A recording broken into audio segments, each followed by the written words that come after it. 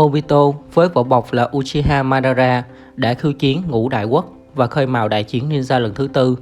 Đây là trận chiến lớn nhất trong lịch sử của giới nhận giả với sự tham gia của cả 5 làng shinobi lớn nhất. Cùng với đó là có vô số ninja được chuyển sinh nên cuộc đại chiến này có rất nhiều ninja mạnh tham gia. Chào mừng mọi người trở lại với kênh Anh Sinh Viên. Hôm nay các bạn hãy cùng với mình đi vào video top 10 ninja mạnh nhất trong đại chiến ninja lần thứ tư. 10. Senju Tobirama là thành viên của gia tộc Senju nổi tiếng, người cùng với anh trai mình và gia tộc Uchiha thành lập làng shinobi đầu tiên, làng lá. Trong suốt cuộc đời của mình, Tobirama đã làm việc không mệt mỏi để đạt được sự ổn định chính trị và thực hiện các thể chế giúp hệ thống làng hoạt động, từ đó đảm bảo sự liên tục và thịnh vượng của Konoha. Tobirama nổi tiếng là một trong những shinobi mạnh nhất trong lịch sử, nhận được lời khen từ chính các đối thủ của mình. Ông có thể giết Uchiha Izuna, em trai của Uchiha Madara, và ngang bằng về cả kỹ năng và sức mạnh. Danzo nói rằng sức mạnh của Tobirama là vô song trong thời đại ông làm Hokage. Tobirama được ca ngợi là shinobi nhanh nhất trong thời đại của mình, có khả năng di chuyển đủ nhanh để vừa bao phủ mục tiêu bằng bùa nổ, vừa đánh dấu chúng bằng ấn chú của phi lôi thần thuật mà không bị chú ý. Nguồn chakra của ông đủ lớn để dịch chuyển tức thời hai người sử dụng trạng thái vị thú cùng lúc, và đủ mạnh để tác động rõ rệt đến môi trường xung quanh khi giải phóng nó. Khả năng kiểm soát chakra của ông đủ tốt để thực hiện các kỹ thuật phức tạp chỉ bằng một thủ ấn. Tobirama có khả năng sử dụng nhiều loại nhẫn thuật khác nhau, sử dụng kiếm thành thạo, đủ để đối đầu với Uchiha Izuna nhiều lần. Ông cũng có thể tạo ra nhiều ảnh phân thân để hỗ trợ trong chiến đấu. Trong anime, Tobirama được chứng minh là có thể sử dụng ảo thuật để phá mục tiêu trong bóng tối vĩnh hằng mà ngay cả Hiruzen cũng không thể hóa giải được. Tobirama có thể sử dụng tất cả 5 thuộc tính nguyên tố tự nhiên cùng với âm dương độn. Khả năng làm chủ thủy độn cho phép ông tạo ra một lượng nước lớn mà không cần nguồn nước hiện có, cho phép ông sử dụng các kỹ thuật thủy độn cấp cao vào bất kỳ thời điểm nào. Trong anime, ông có thể bao phủ toàn bộ chiến trường bằng nước. Ông sáng tạo ra phi lôi thần thuật và sử dụng thành thạo nó, có thể ngay lập tức dịch chuyển bản thân hoặc các mục tiêu khác đến bất kỳ vị trí nào được đánh dấu bằng ấn chú hoặc kết nối với chakra của ông. Nếu ông kết nối chakra của mình với những người sử dụng thuật này, Tobirama có thể sử dụng ấn chú phi lôi của họ. Tobirama đặc biệt thành thạo thuật triệu hồi. Kỹ thuật khét tiếng của ông là cấm thuật ế thổ chuyển sinh, tuy nhiên ông chưa hoàn thiện nó, và thật chớ trêu ông lại được triệu hồi bởi chính thuật này mà tận tới 2 lần.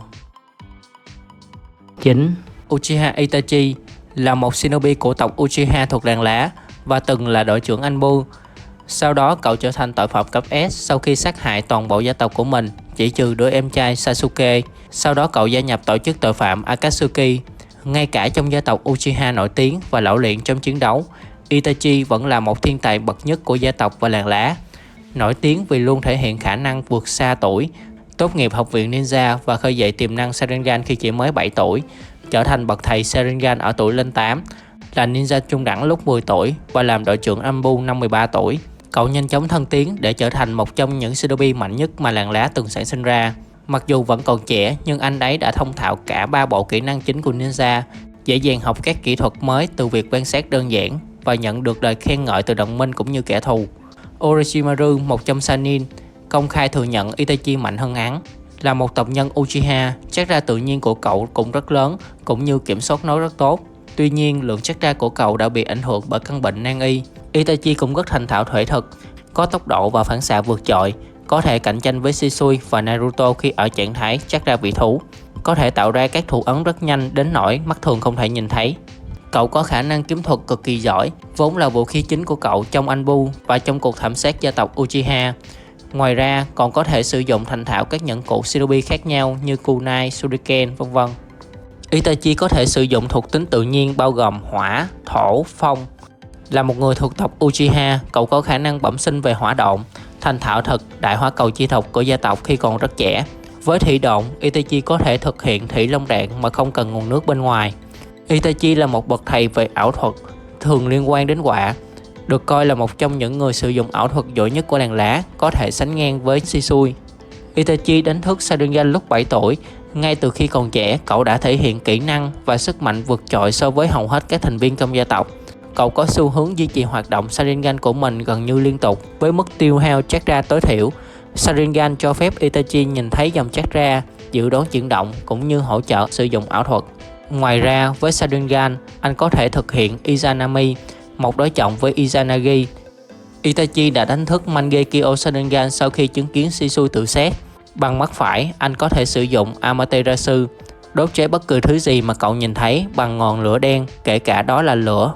Cậu có thể sử dụng Tsukuyomi, một ảo thuật nhốt tâm trí đối thủ vào thế giới ảo tưởng do cậu thiết kế, có khả năng thay đổi nhận thức của họ về vật chất, không gian, trọng lực và thậm chí cả thời gian. Sau khi đánh thức Mangekyo Sharingan ở cả hai mắt, Itachi có thể sử dụng Susanoo.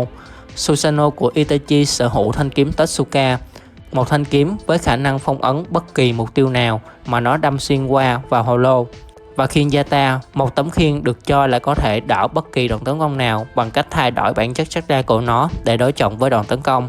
Việc sử dụng Mangekyo Sharingan quá nhiều khiến cậu nhanh chóng cạn chakra và nguy cơ dẫn đến mù lòa. Sau khi được chuyển sinh, dường như Itachi có thể sử dụng nó mà không có bất kỳ trở ngại nào. Kabuto muốn lợi dụng sức mạnh của Itachi để chống lại liên minh nhận giả. Tuy nhiên, Itachi đã tự giải thoát mình khỏi sự khống chế của Kabuto nhờ vào con mắt của Shisui, sau đó giải trừ uế thổ chuyển sinh. 8. Namikaze Minato là Hokage đệ tứ của làng lá. Anh nổi tiếng khắp thế giới với biệt danh là tia chớp vàng của làng lá. Anh chết trong cuộc tấn công làng lá của Cửu Vĩ, hy sinh mạng sống của mình để phong ấn một phần Cửu Vĩ vào đứa con trai mới sinh của mình, Naruto. Minato là một trong những shinobi mạnh nhất trong lịch sử. Anh được Jiraiya và Ai coi là một shinobi vô song và là một trong số rất ít những người có thể đối đầu trực diện với vị thú. Trong đại chiến ninja lần thứ 3, các shinobi của kẻ thù được lệnh phải chạy trốn nếu chạm trán với anh. Trong cuộc tấn công của Cửu Vĩ vào làng lá, chỉ nhờ hành động của Minato mà Tobi và Kurama mới bị đánh bại và ngôi làng được cứu khỏi sự hủy diệt. Phong cách chiến đấu của Minato chủ yếu xoay quanh việc xuất hiện bất ngờ và nhanh chóng hạ gục kẻ thù, thường loại trừ các phương pháp truyền thống tốn thời gian như ấn tay.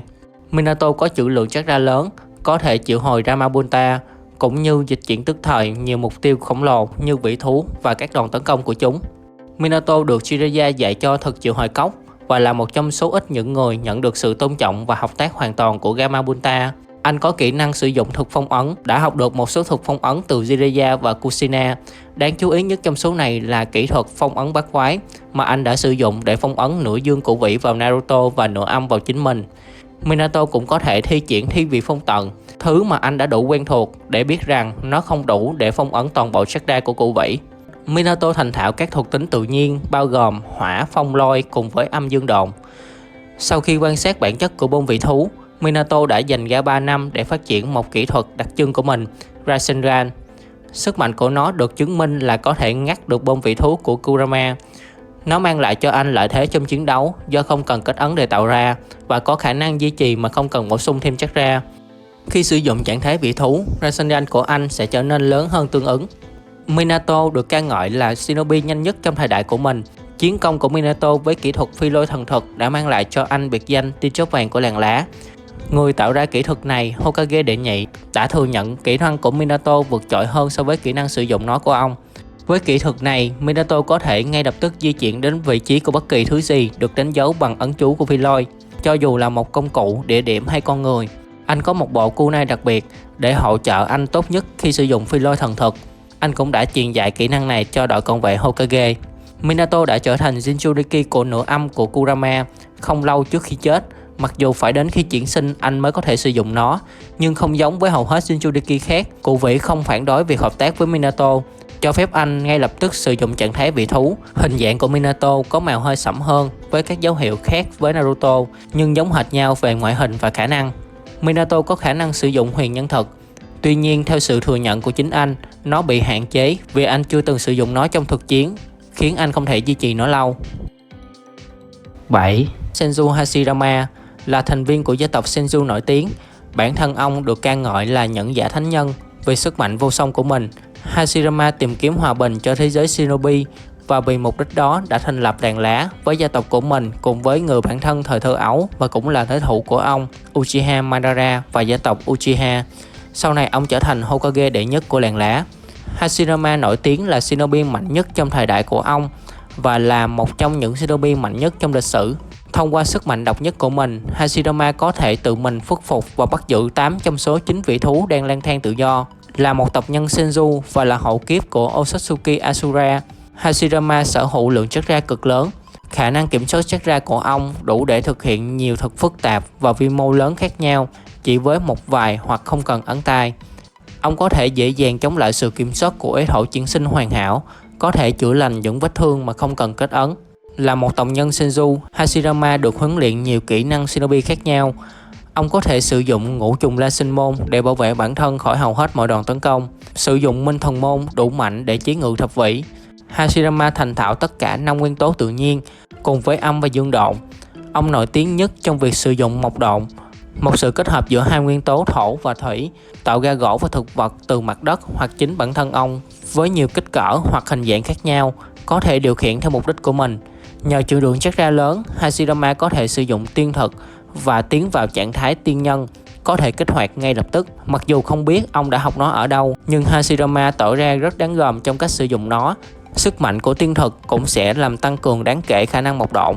Như đã thấy ở tiên thuật mộc độn thiên thủ quan âm, tạo ra một đòn tấn công với hàng loạt cú đấm khổng lồ. Nó có thể phá vỡ lớp giáp Susanoo của cửu vĩ và là nguyên nhân chính cho việc hình thành thung lũng tận cùng. 6. Mai Gai là bậc thầy về thể thuật của làng lá, với biệt danh là mãnh thú ngọc bích và là ninja sử dụng thể thuật mạnh nhất trong giới nhận giả. Gai là biểu tượng của sự nỗ lực bền bỉ, từ một ninja không có tài năng tiến đến trở thành một trong những người mạnh nhất bằng chính nỗ lực của bản thân.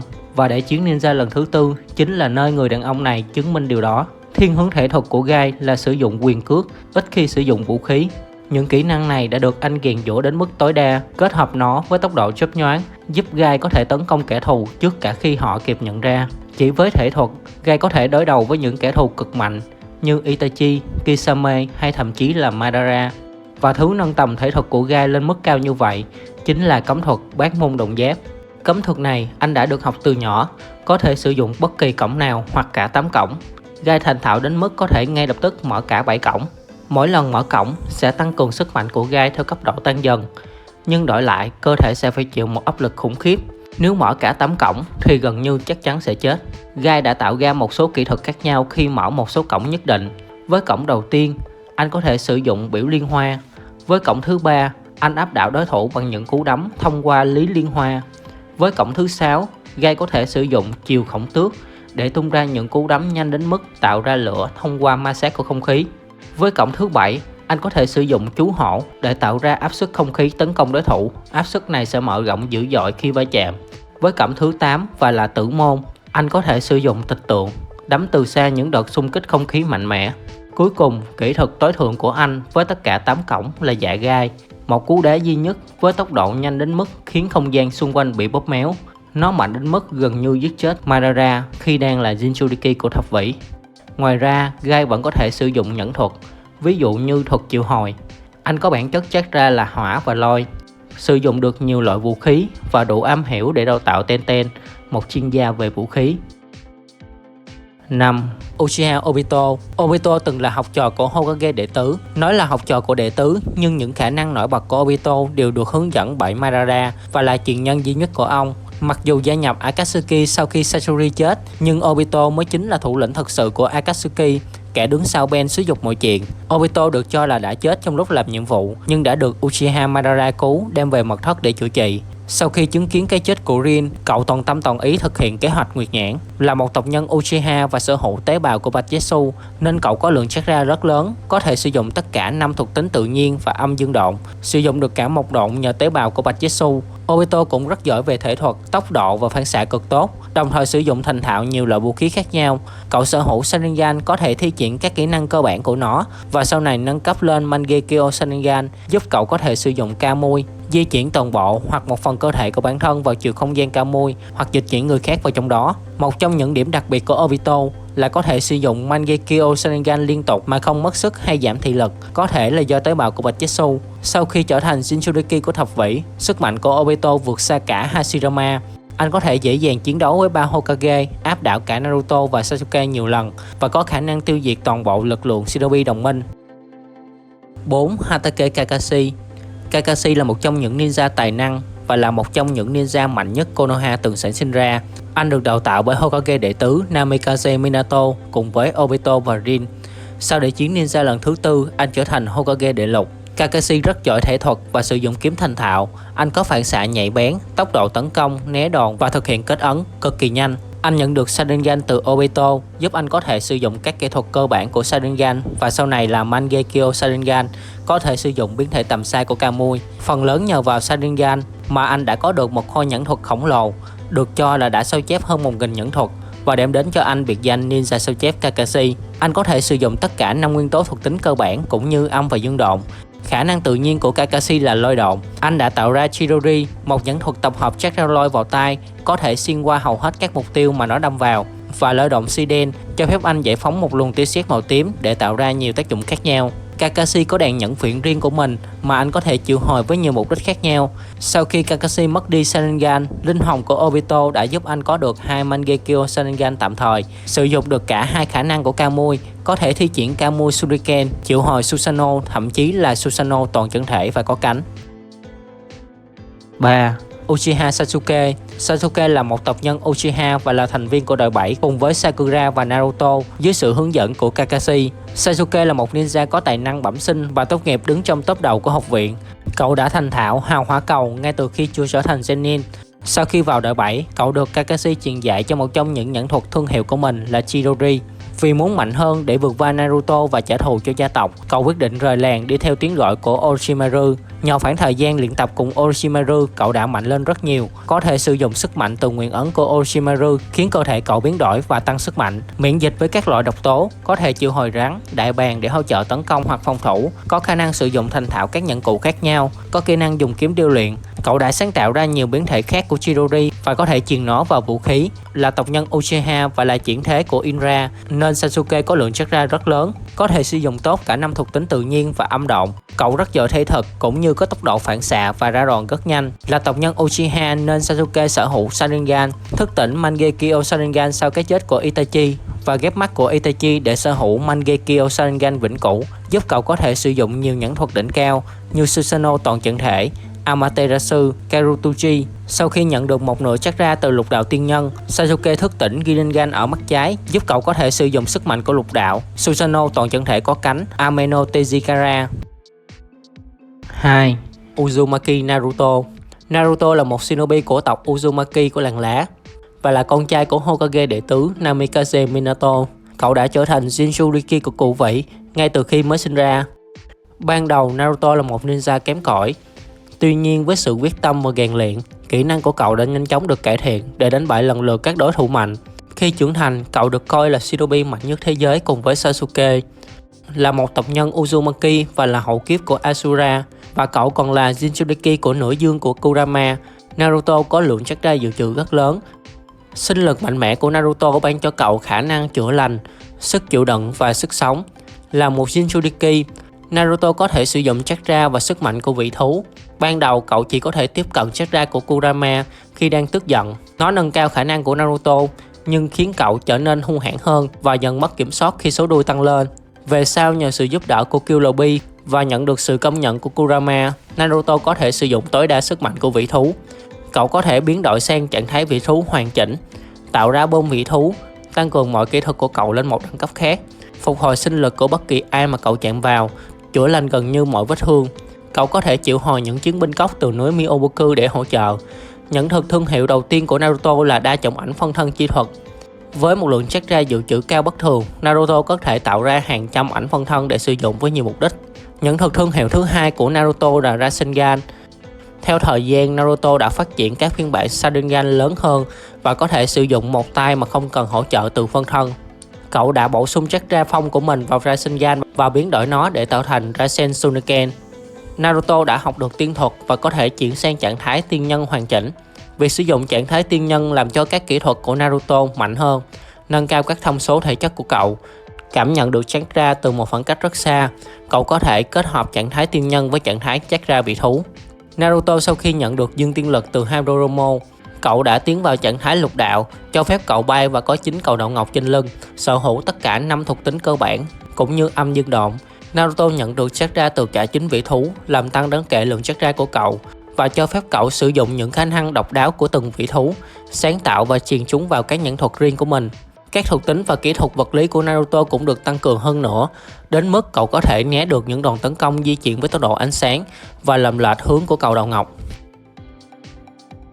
1. Uchiha Madara là thủ lĩnh huyền thoại của gia tộc Uchiha. Ông đã thành lập làng lá cùng với người bạn thời thơ ấu và là đối thủ của mình, Hashirama, với mục đích mang lại một kỷ nguyên hòa bình. Tuy nhiên, cả hai đã không tìm được tiếng nói chung về cách thức mang đến hòa bình. Madara là một trong những shinobi tài giỏi nhất trong lịch sử, được công nhận là thành viên mạnh nhất của tộc Uchiha lúc sinh thời. Ông nổi tiếng nhất trong trận đánh toàn lực với nhận giả thánh dân Senju Hashirama. Sau khi được hồi sinh và có thêm một độn, Madara mạnh đến mức có thể một mình đánh bại cả 5 Kage. Ngay cả theo tiêu chuẩn của tộc Uchiha, Madara bẩm sinh đã có chất ra rất mạnh, mà theo Tobirama và Cửu Vĩ miêu tả là nó cực kỳ ghê tởm và độc ác. Một phần lý do là bởi Madara đã kế thừa chất ra của Inra. Ông cũng rất giỏi điều khiển chất ra, có thể thực hiện các thuật phức tạp chỉ bằng thủ ấn một tay, còn có thể nhanh chóng hấp thụ và đồng hóa chất ra tiên nhân với chất ra của mình để đi vào trạng thái tiên nhân thông qua gương mặt của Hashirama ở trước ngực. Mặc dù trước đó chưa từng học qua thuật này, ông ta còn chia đều chất ra cho 25 một phân thân của mình, mỗi phân thân đều đủ khả năng để đấu lại với ngũ đại Kage. Madara cực kỳ thành thạo thể thuật. Trong cuộc đối đầu với sư đồng 4, ông đã đánh bại hàng trăm đối thủ bằng thể thuật, tước đoạt vũ khí hay né các đòn tấn công lao đến mình từ nhiều phía, cũng như đủ nhanh để đả thương Naruto trong trạng thái tiên nhân. Khi bản thân cũng đi vào trạng thái tiên nhân, ông có thể đẩy lùi cả 9 vị thú và né được phi lôi thần chạm chỉ bằng cảm giác. Madara có thể sử dụng đa dạng nhiều loại vũ khí. Vũ khí chính của ông là chiếc quạt ba tiêu, có thể dùng để phòng thủ, hay thổi lệch hướng các đòn tấn công, hay tấn công như một cái chùy. Madara có thể dùng cả 5 hệ chất ra tự nhiên, cũng như âm dương độn. Là một thành viên của gia tộc Uchiha, Madara đặc biệt có thiên phú về hỏa độn, có thể tạo ra một bức tường lửa khổng lồ mà phải cần đến rất nhiều ninja thủy độn mới có thể dập tắt. Sau khi được cấy ghép DNA của Hashirama, Madara có thể sử dụng một độn với uy lực gần như là ngang bằng với Hashirama. Madara thức tỉnh Sharingan từ khi còn nhỏ. Đến khi trưởng thành, Sharingan của ông đã phát triển hoàn thiện và được kích hoạt gần như ngay tức khắc. Madara và em trai Uzuna là một trong những shinobi đầu tiên biết cách thức tỉnh Mangekyo Sharingan. Madara đã thức tỉnh được cả hai Mangekyo Sharingan nên có thể triệu hồi Susanoo với sức phòng thủ cực cao ngay cả khi ở trạng thái chưa hoàn chỉnh. Sau khi có được Mangekyo Sharingan vĩnh cửu, Madara có thể triệu hồi dạng toàn chân thể của Susanoo. Sau nhiều năm cấy DNA của Hashirama vào cơ thể mình và vô tình trộn chất ra của Inra và Asura lại với nhau, Sharingan của Madara đã tiến hóa thành Rinnegan. Với Rinnegan, ông có thể dùng mọi khả năng của lục đạo. Khi trở thành Jinchuriki của thập vĩ và có trong tay cả hai Rinnegan, Madara đã tiếp cận mặt trăng và thức tỉnh Rinnen Sharingan trên trán, cho phép ông ta phản chiếu mắt mình lên mặt trăng, thi triển nguyệt độc vô hạn và nhốt tất cả mọi người ngoại trừ chính mình vào trong ảo thuật. Đó là top 10 của mình, và đương nhiên nó là ý kiến cá nhân của người làm ra video này. Mình biết còn rất nhiều ninja mạnh khác như Kabuto, Orochimaru hay là Nagato. Video này cũng không có Kaguya và Hagoromo vì đơn giản họ không phải là ninja. Khái niệm ninja được sinh ra sau này. Nếu như mọi người thấy hay thì đừng quên để lại cho mình một like, một lượt đăng ký kênh để kênh phát triển hơn nữa. Cảm ơn mọi người rất nhiều. Hẹn gặp lại mọi người ở những video lần sau. Bye bye.